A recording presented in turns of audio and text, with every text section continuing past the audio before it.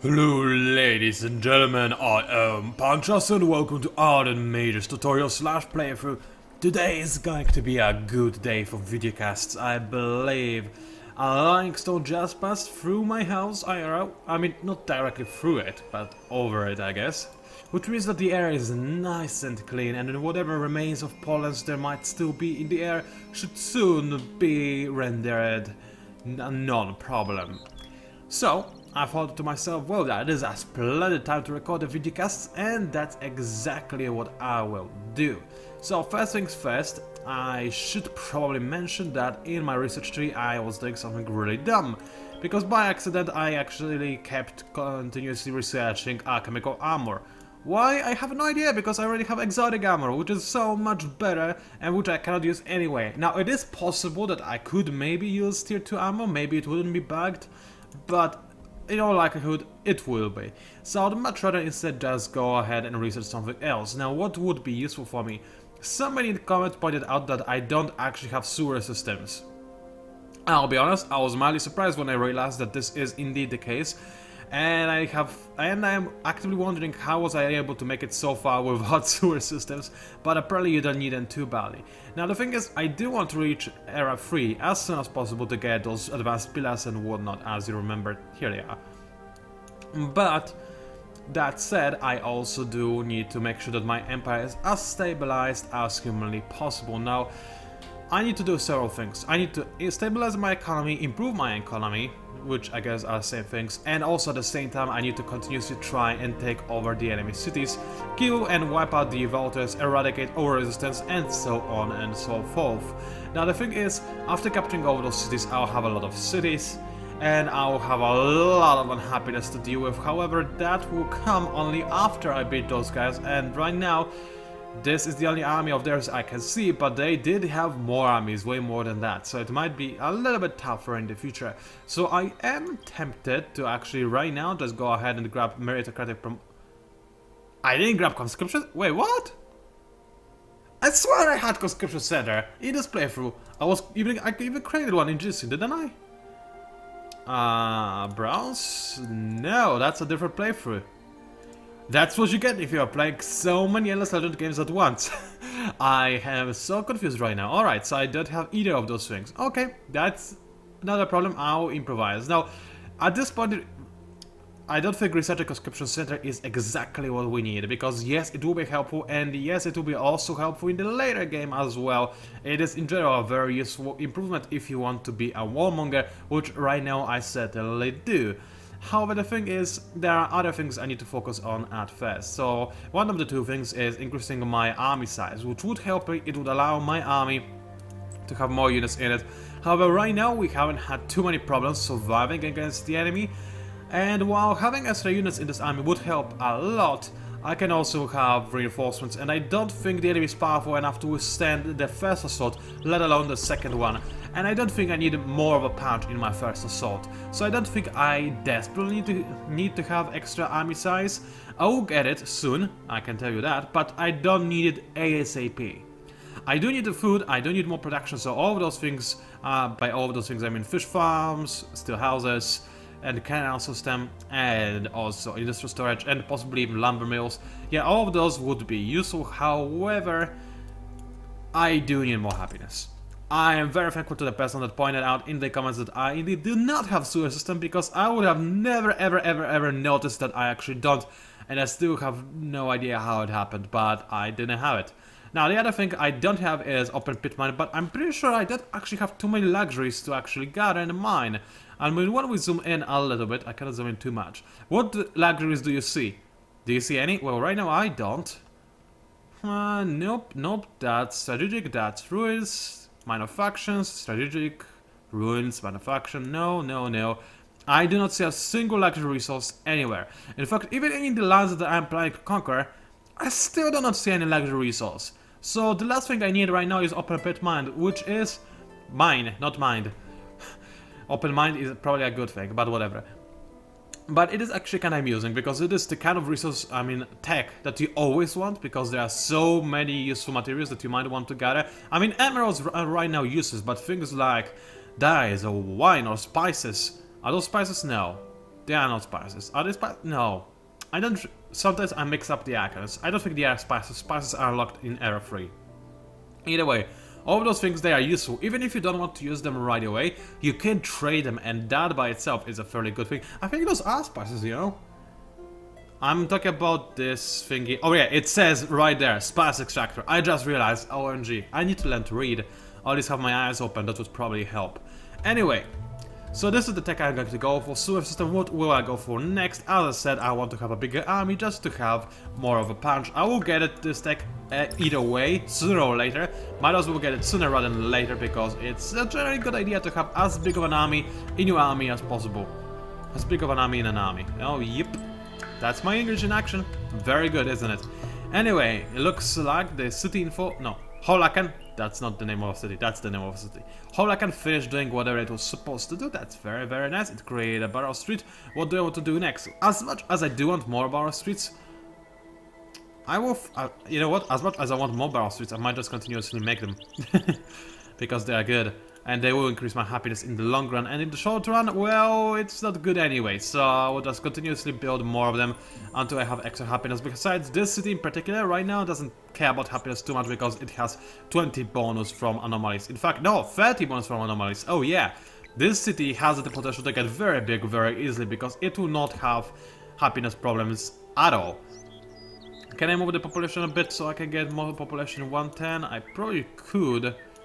Yeah, I can if I go for something like this. Yep, I'm liking this. And the other city is just walking happily. That's all good. Everything else is set up as it should be. Things are walking up. Alright then. Apparently I'm still sitting a little bit. Well, I can fight the allergies, but I cannot truly win. Even though I did just drink my medicine, and even though lining some hazardous passed so the air is clearer, I still might do some sniffing, so for that I apologize. Alright, looks like the enemy army is indeed assembling, which is mildly problematic, but not a huge deal, because if they attack you right here, I should get reinforcements from both of those cities, which will be huge, and even if my primary army was not enough to actually kill the enemy, which I believe it will be, still, with those reinforcements, this will be a massacre. And as I said, and I don't even think I need those reinforcements. Alright, so this city is working on stuff. It does have 2 units, which I might as well... I don't really want to send them because they might get catched. The enemy might catch them off guard. But the enemy also can't move too far, I don't think. Let's take a safe route down from the south and only like so go back to my army, because those guys, I don't think they can make it to this town from there. I mean, there are so many forest towns they would have to go through. It's impossible. I don't care how much movement they have. It says they have 4, but this might not include the Empire Plan or whatnot, so I'm kinda never trusting this icon saying how much movement the enemy army has. Always assume the worst. But still, there are so many forests, I'm pretty certain the enemy cannot make it to where I am right now. Alright, what do I need? I need more dust, and I do have some people working on dust, which is very nice. In fact, you know what? I need also some people working on the food, which would be even nicer, like so. But I need even more dust, because I have a feeling I might need to use quite a bit of dust production in the incoming battle. So first things first, let's queue up more production in Belcera. Now, what do I need in Belcera? I'll probably just continue creating a triangle, which will be a fairly difficult triangle to establish, and even if I do manage to establish, it will not be very good, but... Hey, we need our triangles, so let's go get working right on them. But since I don't care about the city too much, I'll just focus on dust production entirely in the city and see what I can get. Now, how much time do I have upgraded Pillars of Knowledge? Not too much, however, I also need to save my dust. As you can see, it will take me 105 dust to actually place down one of those pillars. I cannot afford to do that simply because I may need to cast some battle spells in the incoming battle, and I will win regardless, but I don't want to lose any units. That's why I want to cast down some spells. So let's go ahead and end this particular turn. Let's see where we end up. It should be okay, but let's have a quick look-see. And the enemy is in fact running away from us. Probably because they want to be on higher ground, but it doesn't matter too much because we should be still able to absolutely annihilate them. So let's go ahead, make sure that we will not be in the low ground, and this place seems to be as high as this place. And it's wider in general, so it should be better. Let's go ahead, attack them outright. I will gain a lot of reinforcements from cities, including more zealots, which is very nice. I'll keep my global strategy as offensive, because this strategy also carries over to reinforcements, which I cannot sometimes command immediately as they enter the battlefield. So if you want your reinforcements to be aggressive, it's for the most part a good idea to enter the battle with offensive global strategy, even if you intend to have all of your main army at hold position. And I actually don't, because the enemy has ranged units and I do want to be able to close in on them as quickly as possible, because then I'll be more effective. My Inqua Wings will be more effective, to be more exact, but still that's almost the same thing, isn't it? Alright, then let's have a quick look, see what I can do. Well, first things first, I'll move all my units as close to the enemy lines as possible. In fact, Hero will stand back a little bit, because my hero cannot deal as much damage as my Zealots, I don't think, at least including the area of effect. So I'll go for something like this. The enemy will deal a lot of damage, at least the first 3 guys, but it should be more or less okay-ish. So let's go ahead and do something like this. A lot of my armies have also spawned now. Let's have a quick. Those 2 guys, that's this guy and this guy, will act before any of my guys act. Then my Inqua Wing will come into effect, and then 2 more guys, like so, will act. So I think I need to stun those 3. So I'll do just that. Go ahead and stun those 3. And they will not be able to do anything whatsoever in the incoming turn, which is nice. Now my Inqua Wings are going to go ahead and try to make sure that the units that could attack in this turn will not in fact be able to. And as such, not a single Marine will have his turn go over this turn, because those 3 will get stunned and those 2 will get locked by Inqua Wings. Remember, when a unit is attacked by another unit, the attacked unit is losing its action in a counter-attack, and it will not attack later if its initiative is lower than that of the attacking unit. I hope that wasn't too confusing, but I think you understand this. You've seen this in the past either way. So there is that. Now what do I want to do with my ranged units? I want to attack this position, simply because if I get an area of effect strike over here, it will attack 4 units at once, which will be huge, and I do want this damage to go through. As for my hero, I do want to focus on the unit that is a little bit less accessible than the others, but the unit that I want dead regardless, so this will be this unit. And as for militia, I just want to make sure that they walk as far as possible, so I will tell them to attack the enemies that are far away from them. So you go like this, and you go like this, and they should wind back like so, do a little pincer attack and attack the enemy. Not like it matters, I'm pretty sure the enemy will be dead in more or less 2 turns, or at least will be rendered fairly useless. So anyway, as you can see, the 3 dangerous enemies that could have attacked me are now stunned, so they are no longer afraid. My Inqua Wing is going to attack the only one that could possibly damage me, but that is no longer the case, as the enemy is now knocked out. And my other Inqua Wing is again doing the same thing with the last Marine standing that could possibly attack. And now not a single Marine is still a viable unit in the combat. All of them lost their turns, and I can just continue on with the slaughter, which will be beautiful. Another Marine falls, and just like this, so far things are going amazingly well. And since... oh, now this is stalling me. I see pollen in the air flying right in front of my nose. It might also be dust. It is probably dust. Whatever, I don't care. That was stalling me. So either way, it shouldn't be dust because I do have windows open. But either way, there is something I did want to tell you, because right now I'm just watching my units massacre the enemy. So let's get right on in. This will be a bit of Korean. That was the worst Korean I ever did, I'm pretty sure. That's what happens when I'm recording. What I was trying to say is Senyu Chukayel, which is still not that good. I don't know what is happening with me. That's not really good Korean. Well, whatever. Basically, today is a birthday. Actually, it was yesterday, but it doesn't matter because I did wish. I did send those wishes publicly yesterday as well. So yesterday was birthday of Soyeon, who is yet another member of Soyeon, also known as Girls' Generation, which for those of you who don't know, I'm a big fan of, a huge fan of in fact. And whenever it's their birthday, at least the birthday of one of their members, I always wish them happy birthday on cast. It's a little tradition I have going on, and yesterday I wasn't able to, you know, wish anybody birthday because I wasn't making video casts. Today I am, so that's very nice. And the other thing, well, yesterday was the birthday of Soyeon.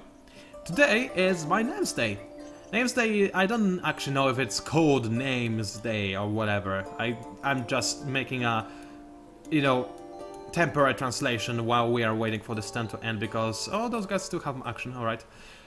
because I don't actually know how it's called in English, because such a thing doesn't exist in English countries, at least not to best of my knowledge. But Names Day is something that is a very popular idea in Poland and also some other Slavic countries, in the countries of more or less this region, where it's kinda like birthday but not exactly. We celebrate our names per se. It's a bit hard to explain, but let's say that every name has at least one particular day in a year when all the holders of this particular name can celebrate the fact that it's their name's day. It's more or less how it goes. In fact, in the past, and that's interesting, in Poland, I mean, people did kind of celebrate birthdays, but not that much, almost not at all. But name days, oh, those were huge. That's where the parties were at. No, I'm actually deadly serious. People barely even cared about birthdays, they only cared about name days. Now it's changed. I guess it's all the Western influence, you bastards stripping us of our Slavic heritage. That's fine though. I personally like to celebrate both, because it's usually other people that celebrate the fact that I have my birthday and my name's day. By other people I mean my family, especially the older bits of my family, because amongst the younger generation, I have to be honest, we don't really celebrate name days anymore at all. A bit sad really, isn't it? It's a bit sad, yeah, it feels like a bit of our country is lost. Huh. A solitary tear is dropping from my eye. No, it actually isn't. I'm just joking. Anyway, right now I don't have anything to do. Things are being produced in my cities and I am about to continue wrecking the voters, because they need to be wrecked, they need to be killed for stealing my regions, expanding so greedily, and backstabbing me. Yeah, it wasn't me who backstabbed them, Randy. It was them who backstabbed me. Of course, they did it so because they probably realized that I'm about to backstab them, but it doesn't matter. In the history books, alright, voters backstabbed us, so they deserved to die, the end. And that's exactly what is going to happen, so let us go ahead and kill this city, because I can. And now, ooh, that's nice, the enemy is actually going to try and put up a fight. And they are also using settlers, no less. Well, that's because I managed to catch it off guard. They were probably trying to settle somewhere, assuming they had anywhere to settle. It's possible AI had nowhere else to settle, and that's why the settler is still left near the city, because AI doesn't know where to send it. Either way, the enemy does have a hero with his army. 5 militia is not a big problem, but hero plus 3 marines is a bit more threatening. I'll probably lose some units in this battle, but not too many. Not too many. Either way, it should be a more challenging fight, especially since I am attacking a besieged city, so the enemy should also have some extra defense, if you remember. Still, while I will not do any extra damage during the first wave of attacks, I will still be able to stunlock the enemy, because the enemy will still try to counterattack to my attacks, and as such they will lose the opportunity to actually attack, and this will be rather great. So I'll settle like so, I'll be able to attack fairly nicely, and even more Aqua Wing spawn, that's very nice. Now, the enemy has a fairly poor initiative, and that's just saying it generally, they have a horrible initiative, and they barely have any units spawned in the game right now. I don't even think I need to stun them, because my Aqua Wings will just easily make their way towards those enemies, and that will be the end of them. You attack that, please, thank you. So I don't think I need to cast any spells as of right now. I could cast some defensive spell on my Aqua Wings, just so that they take less damage, and this will be useful because on the next turn, before I can issue any more orders, more enemies will spawn and they will also find my Aqua Wings. And my Aqua Wings, I don't have a viable way of hitting them right now, so I can spend 60 dust just to give them a bit more of extra protection. It's on level 2, I think it's 12 defense added. Actually, we can see it right now. Get back to battle. Aqua Wings, they right now have defense of 5.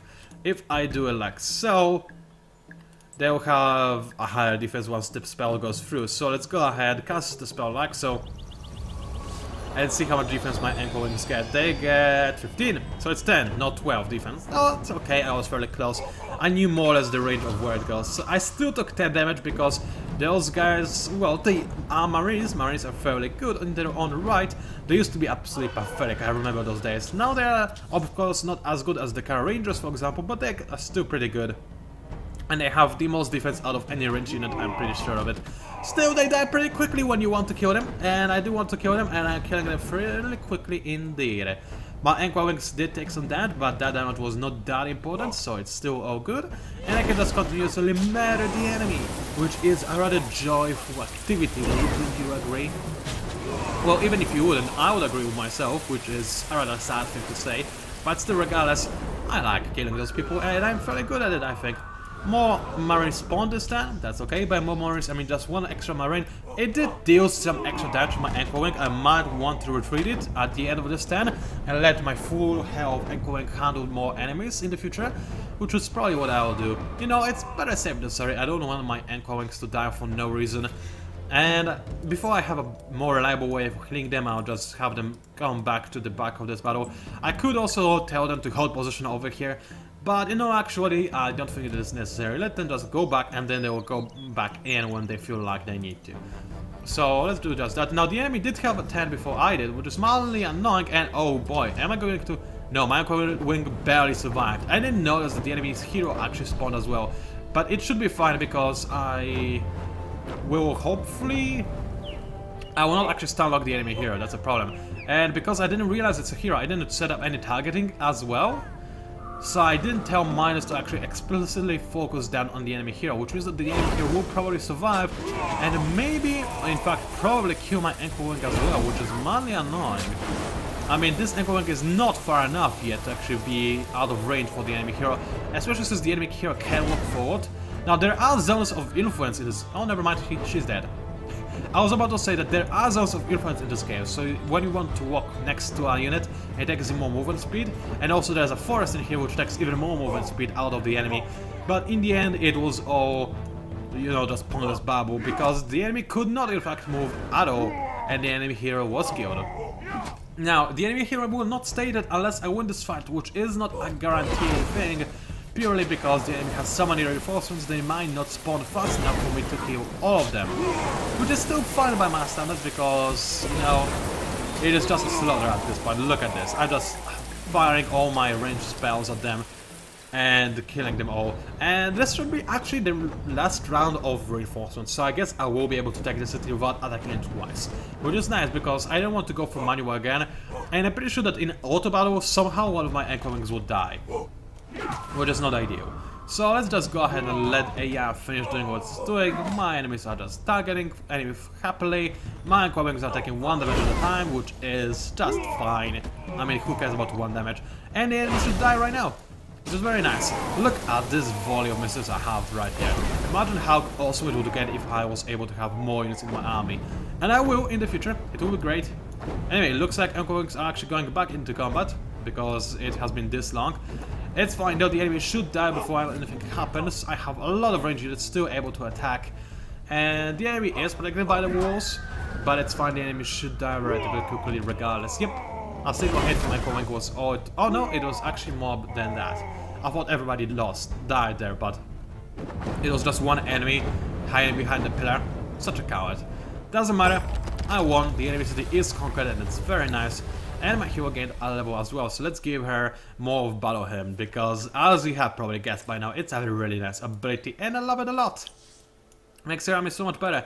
Anyway, Shadow, what do I want to do with Shadow? Good question. I'm not too sure. I would like to ban it in fact, but since right now I cannot do just that, I'll just put all population into dust protection for now.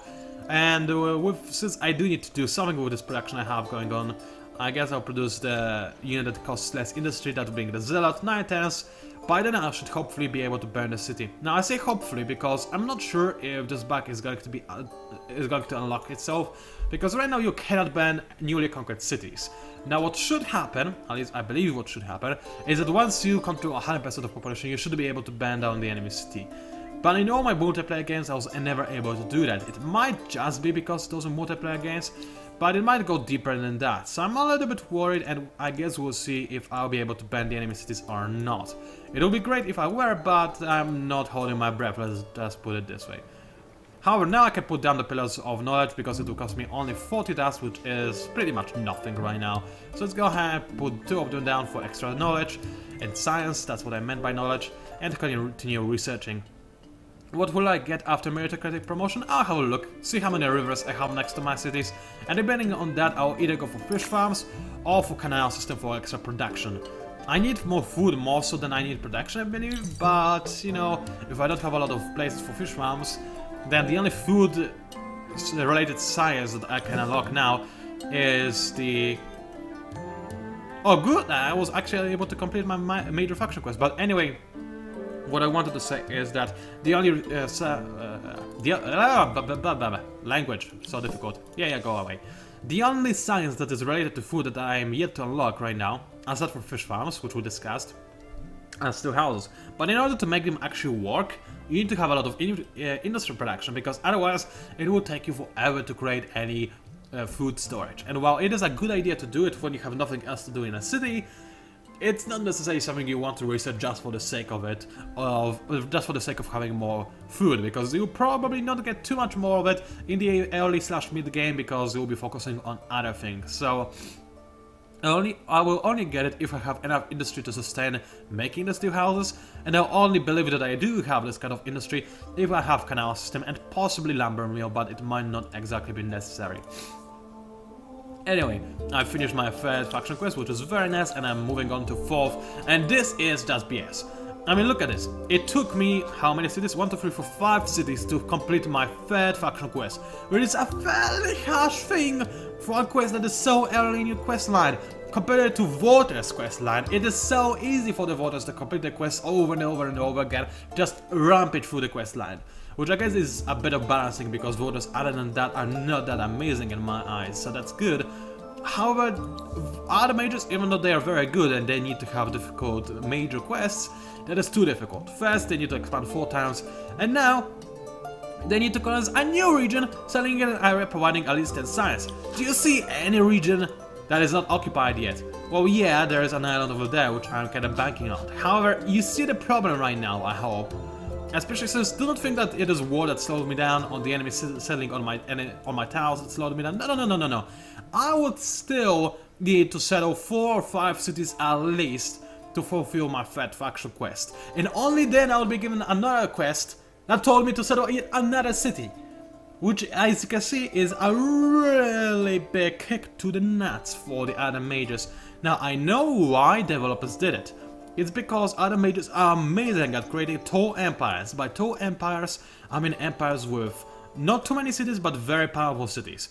Ardent Mages, because of the pillars and whatnot, would be amazing at that. Which I believe is exactly why the developers made it like, alright, so if you're good at one thing, we're gonna give you quests that force you to branch out. So you can either do the quests and not play optimally, or not do the quest and play optimally, but you're not gonna get any rewards, which is a cool idea. I like this, but this is too ridiculous. You need 5 cities and then you need to settle a 6th one. How is that a good idea? It's not a good idea. It needs to be changed. I was very, let's say, loud about this on the forums, and I hope that other people will be as well, because it is not a good idea for the Ardent Mages at all to force them to expand this much, especially since it does take a long time, and it's only faction quest. We just got to number 4 on 1087.